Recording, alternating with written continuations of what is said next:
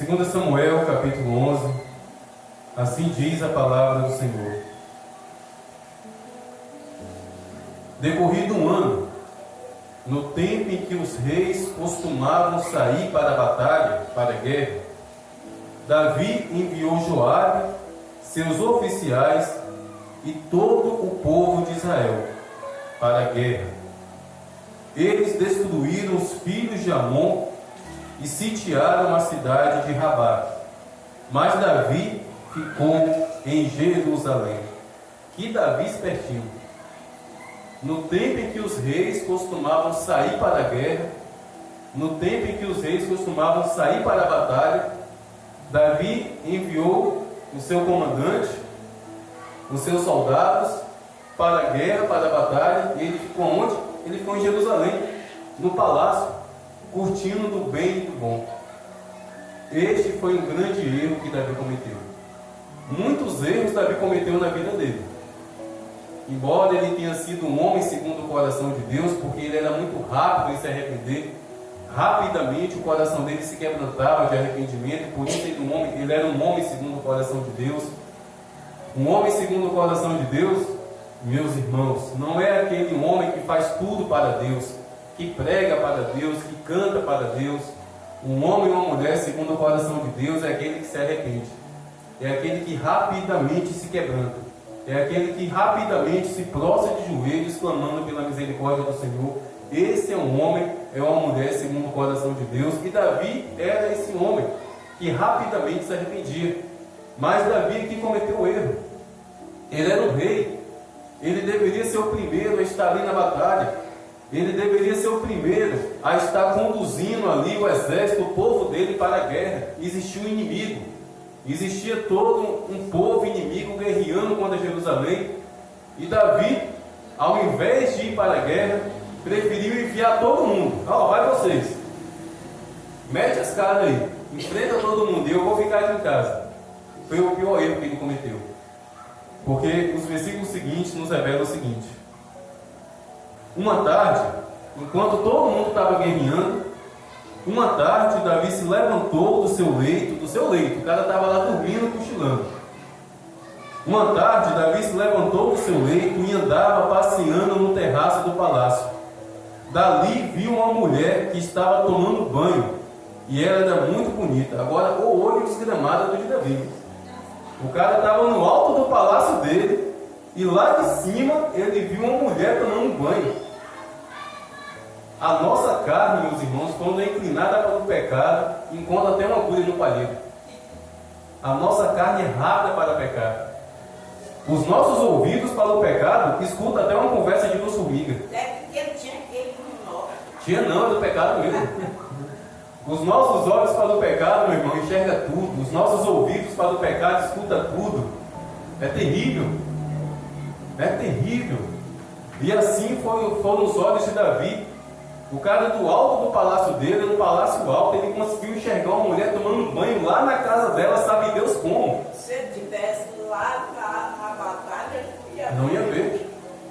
Agora que mulher sem vergonha também, viu? Porque se do alto do palácio de Davi enxergou ela tomando banho, porque ela não estava no banheiro. Não estava não. Estava tomando banho de mangueira no quintal de casa. Sem vergonha. Estava errada também. Mas o maior erro foi Davi. Davi era casado. Davi era rei. Ele deveria estar batalhando, guerreando em favor do seu povo. E Davi se inflamou de paixão por aquela mulher. Mandou soldados ir buscar aquela mulher. E antes dele enviar soldados, ele procurou saber quem era. E falaram para ele, é Batseba. O pai dela mora aqui nessa cidade, e ela é casada com Urias, um dos seus soldados. Entrou pelo um ouvido e saiu pelo outro. Ainda assim ele enviou soldados para buscar aquela mulher e teve relações com ela. Semana depois, a notícia: Davi, eu estou grávida. Tu está mais ou menos enrolado. Eu quero pensão agora, senão eu vou te processar. A mulher engravidou. E olha o escândalo: a mulher era casada. Ela poderia ser apedrejada por causa do adultério, por causa desse erro de Davi. E Davi, tentando consertar o problema, sabe o que ele fez?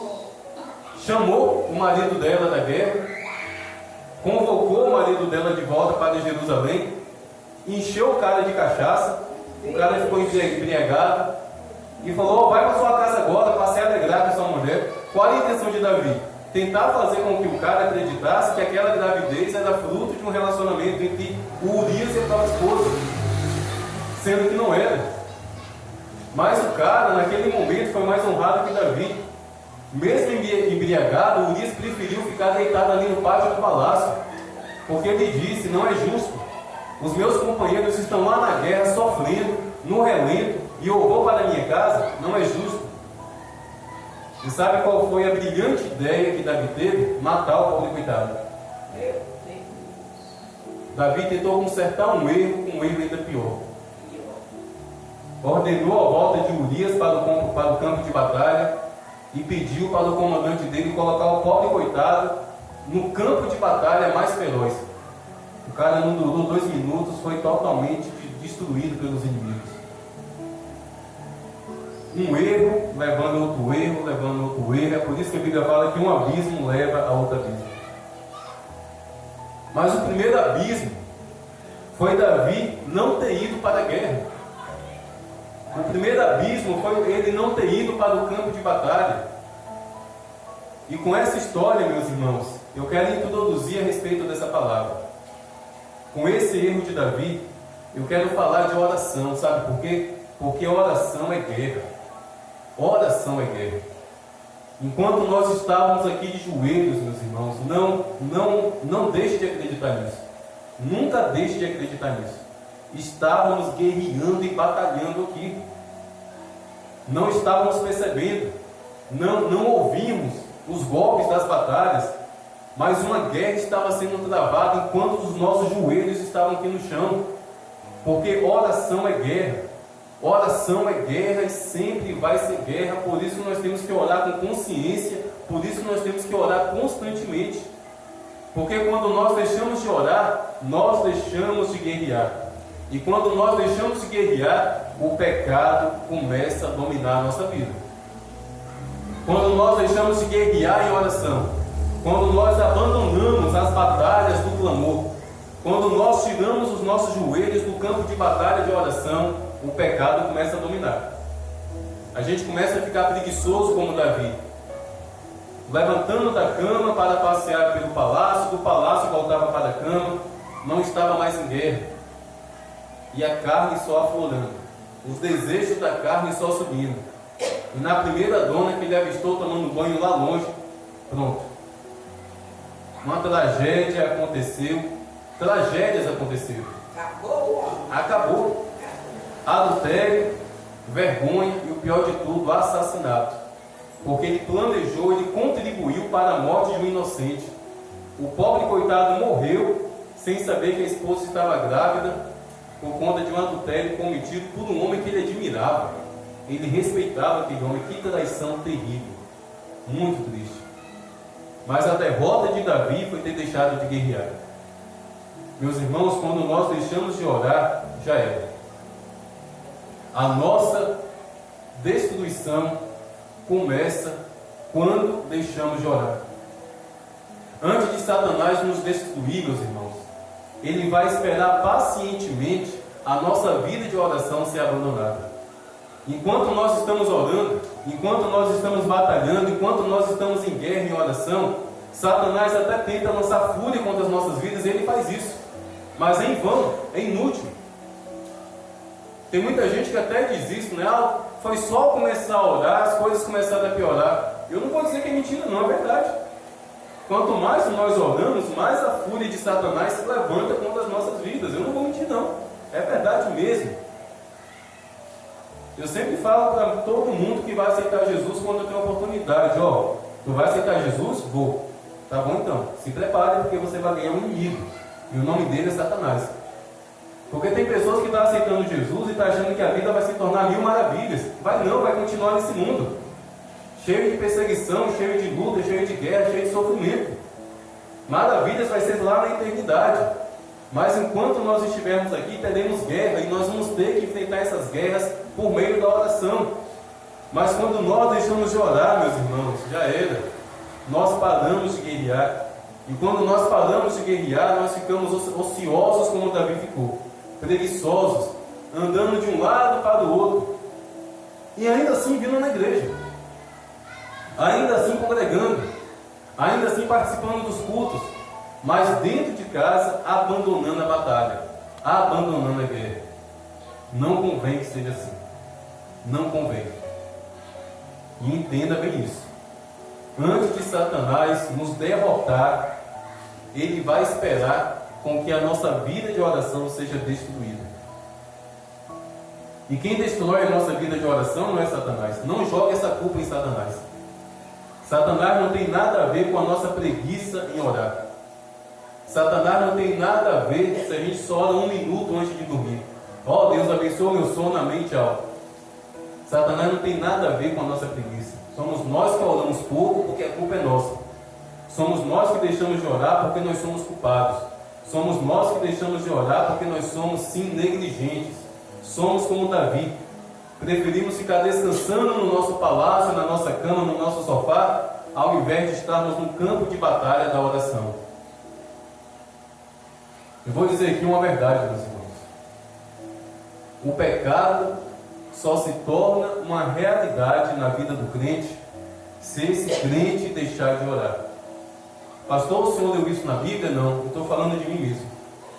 Todas as vezes que eu me vi em pecado, depois que eu aceitei Jesus, todas as vezes que eu me peguei na prática do pecado ou situação terrível, eu tenho certeza que todos vocês aqui já se viram em uma situação de pecado depois que aceitaram Jesus. Ou situação triste, gente. Dá raiva. Dá vontade de bater em mim mesmo. O quê? Como eu pude ter caído? O ódio que me dava. Mas em todas as vezes que eu me vi em pecado, todas as vezes que eu me peguei na prática do pecado, o Espírito Santo me revelava isso. Você está orando pouco. Você deixou de ler a Bíblia. Você deixou de ter comunhão com o Espírito Santo. Além da oração ser um campo de batalha, além da oração ser uma guerra, meus irmãos, a oração nos leva a ter comunhão com o Espírito Santo. E a palavra de Deus diz que o Espírito Santo nos ajuda em nossas fraquezas. E a má notícia é, o pecado sempre vai ser a nossa fraqueza. Enquanto nós estivermos respirando, o pecado vai ser sempre a nossa fraqueza. Não é o seu marido a sua fraqueza, não é o seu vizinho a sua fraqueza, não é o seu parente que te perturba que é a sua fraqueza, é você mesmo. É você mesmo que é fraco, sou eu mesmo que sou fraco. E o pecado sabe disso e vai querer se aproveitar. Mas o Espírito Santo nos ajuda em nossas fraquezas, mas para Ele nos ajudar, para o Espírito Santo nos socorrer em nossas fraquezas, precisamos guerrear, precisamos batalhar, precisamos ter vida de oração, sem medo, sem reservas. Não apenas 5, não apenas 10. Ah, meus irmãos, já pensou? Todas as terças-feiras nós passamos 50, às vezes 60 minutos orando aqui na igreja. Já pensou se dentro da nossa casa a gente começar a fazer isso também? Por que será que na igreja a gente consegue? Por que será que aqui na igreja, será que é porque não tem barulho? Tem sim, tem umas crianças brincando lá fora, estamos escutando aqui dentro. De vez em quando passa carro, passa moto, tem barulho também. O celular toca. Isso. Por que será que dentro da nossa casa a gente não consegue? Qual é a diferença? Nenhuma. O Deus que está aqui também está dentro da nossa casa, ou Deus não está dentro da nossa casa? Ou será que Deus só está aqui? Não está dentro da nossa casa. E nós estamos abandonando Deus dentro da nossa própria casa. Eu acho que é a preguiça em mim. A preguiça. Ah, eu vou para a igreja buscar Deus, por que não busca dentro da sua casa? Ah, eu vou para a igreja adorar o Senhor, por que não adora dentro da sua casa? Ah, eu vou terça-feira, eu vou lá para a igreja, porque lá eu vou orar, por que não ora dentro da sua casa? O que nós fazemos dentro da igreja, meus irmãos, tem que ser continuidade daquilo que fazemos dentro da nossa casa. Porque senão de nada adianta. De nada adianta só orar, só cantar, só adorar, só buscar a presença de Deus dentro da igreja, porque a gente passa mais tempo dentro da nossa casa. Eu acho que essa oração deve valer assim pelo mês. Vale não, vale só para agora. Vale só para hoje. Sinto muito dizer isso. Os quase 60 minutos de joelhos aqui nessa noite, minha irmã, vale só para hoje, terça-feira. Para amanhã não vale mais. Amanhã é outro dia. Em casa, tem hora que eu vejo a noite toda sendo mas a preguiça. A Bíblia diz, minha irmã Vanilde, que cada dia traz o seu próprio mal. Se cada dia traz o seu próprio mal, então cada dia tem que trazer também a sua oração. Tem que trazer também o seu clamor. Mas, meus irmãos, vamos guerrear. Não vamos fugir da batalha, não. Não vamos fugir da guerra, não. Oração, oração, oração. Eu estou falando para vocês e ouvindo a minha própria voz porque eu preciso. Eu preciso disso, eu necessito disso. Tenho 2 crianças lá em casa, não é fácil, é barulho. Todas as vezes que eu entro dentro do meu quarto para orar, graças a Deus eu consigo ficar 50, 60 minutos, mas durante esses 50, 60 minutos, o Levi o tempo inteiro mexendo na maçaneta. Se ele me vem entrando dentro do quarto, ele chora, que ele sabe que eu vou demorar lá dentro. Ele fica agoniado chorando. Mas eu preciso, eu necessito. Não sobe de suas costas, não? Não, ele tranca dentro do quarto, eu passo a chave. Mas ele fica lá tentando abrir. Se abrisse, e aí? E se ele me vem entrando, ele chora. É tanto que eu tenho que dar um drible nele. Eu vou para um canto, vou para o outro, quando ele não vê, eu entro correndo. Mas eu preciso, eu necessito. Não é Deus que precisa da minha oração, não, porque às vezes a gente cai nesse engano. É Deus que precisa, não é nada. Sem a nossa oração, Deus criou céus e terras. Sem a nossa oração, Deus criou toda a natureza. Somos nós que precisamos orar. Não é Deus que precisa dos seus joelhos no chão, somos nós que carecemos. E é guerra, meus irmãos, e é guerra. E triste é quando nós deixamos de guerrear. Certa vez eu ouvi uma frase muito interessante. Nunca vire as costas para o seu inimigo. E é uma verdade. Triste é a pessoa que sabe que tem um inimigo e vira as costas para esse inimigo. Principalmente se ele estiver com a arma na mão. Vai ser apunhalado pelas costas. Quando nós deixamos de orar, nós viramos as nossas costas para Satanás. E tenha certeza, Satanás tem armas para nos destruir com um só golpe. Por isso, vamos orar. Porque a única forma de permanecermos frente a frente, guerreando contra Satanás, é nos prostrando de joelhos diante do trono de Deus. É a única forma. Davi virou as costas para a guerra. Davi virou as costas para a batalha. Olha só o que aconteceu. Foi destruído, dilacerado e envergonhado. Outra tristeza. Ou maldição que se achegou na vida do Davi por conta dessa atitude aqui. Que não seja a minha vida, que não seja a sua vida, que a nossa vida seja uma vida de guerra e guerra. Ah, pastor, Deus me livre, eu não quero guerra não. Mas você vai ter guerra. O próprio apóstolo Paulo diz isso, que a nossa luta, nós temos luta, não é contra a carne, não é contra o sangue, é contra quem? Contra principados e potestades. O que eu acho lindo na Bíblia é que ela não nos engana. Ela fala que Satanás é o nosso inimigo, ela fala que Satanás é o nosso adversário, e ela fala que a nossa luta é justamente contra Satanás e os seus demônios. Tá bom saber disso? E tem muita gente querendo aceitar Jesus para ter uma vida fácil, sem saber que a Bíblia nos traz toda essa revelação, que Satanás é o nosso inimigo, e que ele e seus demônios, dia após dia, levantam guerras contra a minha vida e contra a sua vida. Mas vamos guerrear também. Vamos batalhar também, porque Deus nos deu armas. E essa arma é a oração, é a fé, é o clamor, é os joelhos no chão declarando que a nossa vitória está em Cristo Jesus. Amém?